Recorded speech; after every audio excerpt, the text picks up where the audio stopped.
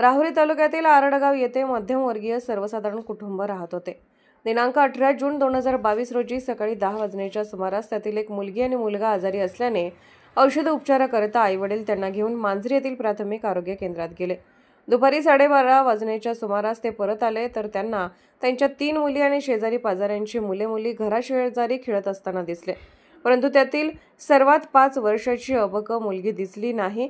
तिची सर्वात मोठी मुलगी आईवडिलांकडे पळत आली आणि त्यांना म्हणाली की केशा आपल्या अबकला आंबे खाऊ घालतो असे सांगून सोबत घेऊन नारळाच्या झाडाकडे गेला। त्यानंतर लागलीच आईवडिलांनी वेगवेगळ्या ठिकाणी आवाज देत मुलीचा शोध सुरू केला। त्यावेळी बांधाजवळ अबक हिचा रडण्याचा आवाज ऐकून आई त्या दिशेने पळत सुटली। समोरील दृश्य पाहून आईच्या काळजाचा ठोका चुकला। 5 वर्षाच्या चिमुकलीवर बलात्कार करून जीवे ठार मारण्याच्या उद्देशाने आरोपी केशा तिचा गळा आवळत होता। आई जोरात ओरडली, केशा सोड माझ्या मुलीला, आणि त्याच्या दिशेने सुसाट पळत सुटून केशाची गचंडी पकडली। केशा आईला लोटून देऊन पळून गेला। ओरडण्याचा आवाज ऐकून तिचे वडील बांधाकडे आले आणि केशाचा पाठलाग करू लागले, परंतु केशा त्यांच्या हाती लागला नाही। त्या चिमुकलेचे अंग चिखलाने माखले होते। बलात्कार केल्यानंतर जीवे ठार मारण्याच्या उद्देशाने गळ्याभोवती कपड्याचा तुकडा गुंडाळला होता। पीडिता ही अतिशय घाबरलेल्या अवस्थेत होती। अशा परिस्थितीत त्यांनी राहुरी पोलीस स्टेशनला येऊन भादवी कलम 363, 376 अ, BIJ 376 अ, 307, 3-4 पोक्सो ॲक्ट तसेच बालकांचे लैंगिक अत्याचारापासून संरक्षण करणारा कायदा कलम 6 अन्वये फिर्याद दिली।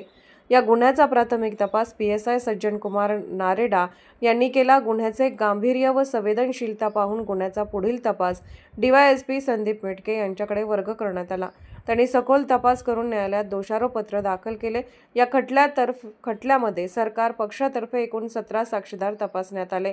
यामध्ये अल्पवयीन पीडित मुलगी तसेच पीडित मुलीची आई, बहीण, पंच, साक्षीदार, तपासी अधिकारी तसेच वयासंदर्भात आरोग्य सेवक, नगर परिषद देवळाली प्रवरा, वैद्यकीय अधिकारी राहुरी व अहमदनगर यांची साक्ष महत्त्वाची ठरली। या केसची सुनावणी चालू असताना सरकारी वकिलांनी युक्तिवाद केला की पीडित मुलगी ही घटनेच्या वेळी केवळ 5 वर्ष होती। अशा कमी वयामध्ये घडलेल्या घटनेमुळे बालमनावर अतिशय वाईट परिणाम होत असतो व त्याचे ओरखडे आयुष्यभर त्यांच्या मनावर पडतात। आरोपीने अत्यंत वाईट पद्धतीने सदरची घटना घडलेली आहे। तपासात आलेला संपूर्ण पुरावा ग्राह्य धरून माननीय श्रीमती माधुरी मोरे, विशेष जिल्हा न्यायाधीश यांनी आरोपीस अन्वये दोषी धरून आरोपीस कलम 6 पोक्सो अन्वये 20 वर्ष सक्त मजुरीची शिक्षा तसेच दंड ₹10,000 व दंड न भरल्यास 2 महिने साधी कैद, भादवी कलम 363 नुसार 3 वर्षे सक्त मजुरीची शिक्षा तसेच दंड ₹1,000 दंड न भरल्यास 1 महिना साधी कैद, कलम 307 भादवी नुसार 10 वर्षे फक्त सक्त मजुरीची शिक्षा तसेच दंड ₹10,000 दंड न भरल्यास 2 महिने साधी कैद अशी शिक्षा सुनावली। सदर गुन्ह्याचा प्राथमिक तपास PSI सज्जन कुमार नाहेडा यांनी केला। गुन्ह्याचे गांभीर्य आणि संवेदनशीलता पाहून गुन्ह्याचा पुढील तपास DYSP संदीप मेटके यांनी करून न्यायालयात दोषारोपपत्र दाखल केले होते।